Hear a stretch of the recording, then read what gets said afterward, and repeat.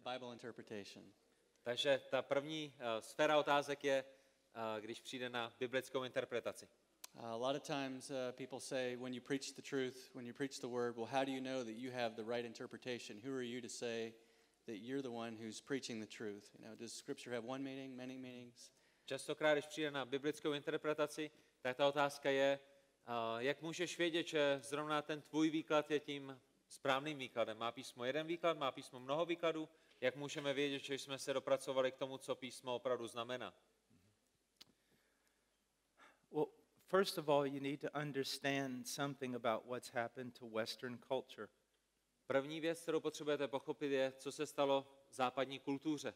I remember reading things that were written actually in the 40s. Já si pamatuju, že jsem četl věci, které byly napsány ve 40. letech, in which secular literary scholars když ty sekulární literární učenci psali, were laying the foundations to move us back into a new dark age. A jakoby stavěli základ pro to, aby nás stáhli zpět do té doby temna.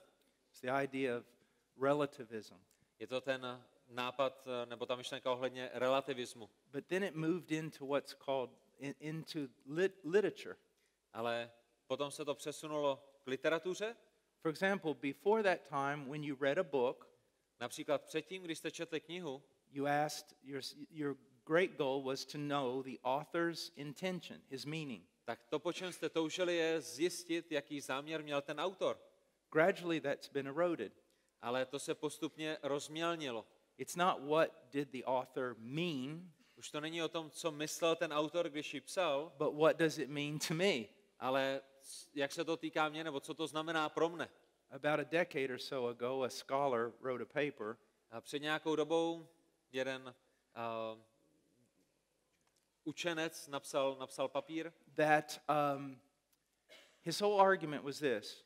A to, co on tam argumentoval, bylo. It's not what the author means. Není to o tom, co myslel ten autor. It's what does it mean to you. Je to o tom, co to znamená pro tebe. And when other scholars criticized his paper, a když ostatní učenci kritizovali to, co on napsal, he got mad and said, "You're not understanding what I'm trying to say." Tak on se rozčílil a vzkázal jim, vy nerozumíte tomu, co se snažím vyjádřit. Which was exactly what he told them to do. Což je přesně to, co on jim řekl, aby dělali. So you probably don't think you're influenced by that. A tak vy si možná myslíte, že tohleto na vás nemělo žádný vliv. But you are. Ale jste pod vlivem těchto věcí. And it's growing and growing. A jenom to roste a roste. So that even in evangelical churches, a taky v těch evangelikálních sborech, they'll have a Bible study. Budou mít skupinku studium Bible. And say 10 people. Bude tam třeba 10 lidí. And what is the question usually? A jaká je většinou ta otázka? What does that text mean to you?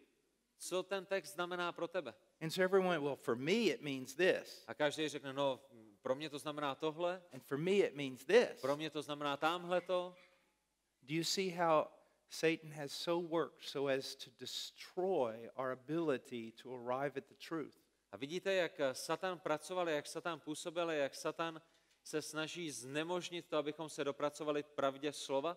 Well, that's just your opinion. A to je jenom tvůj názor. Who do you think you are? Kdo si myslíš, že jsi? Everyone has a right to their own opinion. Každý máme právo na svůj vlastní názor. And eventually the text is lost. A v důsledku toho se nám ztrácí text. So now how do we know that we have the right interpretation? Tak jak můžeme vědět, že máme ten správný výklad?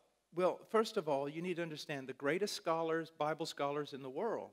Za prvé musíte si uvědomit, že ti nejlepší učenci písma, they approach this book with great humility. Tak přistupují k této knize s velikou pokorou. If you don't, you're in danger. Pokud nepřistupujete s pokorou, jste v nebezpečí. Yet at the same time, ale na druhé straně, God spoke. Bůh promluvil. With the intention of being heard. A ten jeho záměr byl, aby byl slyšet, aby mu bylo porozuměno. Of communicating truth, which is his truth, to man. Bůh komunikuje svou pravdu člověku. So this is not about what does it mean to you. A tak tady se nejedná o to, co to znamená pro tebe, nebo jaký na to ty máš názor. What did God actually say? Ale je to o tom, co Bůh ve skutečnosti řekl. Now, how do we know language even works? Jak my víme, že jakýkoliv jazyk vůbec funguje? I mean, that's a big question today. To je velká otázka dnešního dne. We know it works because God chose language to communicate truth. My víme, že jazyk funguje, protože Bůh se rozhodl použít jazyk k tomu, aby komunikoval pravdu. Now, what is language? Co je jazyk? It is a construction, Jazyk je konstrukce, and it has certain rules. má určitá pravidla. If I say the barn is red, Když já řeknu stodola je červená, it doesn't mean the cat is ugly. tak to neznamená, tahle kočka je hnusná. It means the barn is red. To, co to znamená, je, stodola je červená. So there are rules of grammar, Tak máme pravidla gramatiky, there are rules of context, máme pravidla kontextu and there are rules of genre. a máme pravidla týkající se různého žánru. For example, we will approach a parable in a way that we would different from maybe an epistle. Například k podobenství přistupujeme jiným způsobem než k epištolám. In the book of Proverbs or the book of Když Psalms, přijde na knihu žalmů, když přijde na knihu we přísloví, see different styles of poetry. tak vidíme různé styly poetrie, Now, these poezie. are rules of grammar, A tak máme tam ty gramatická pravidla and we follow these rules. a my je následujeme.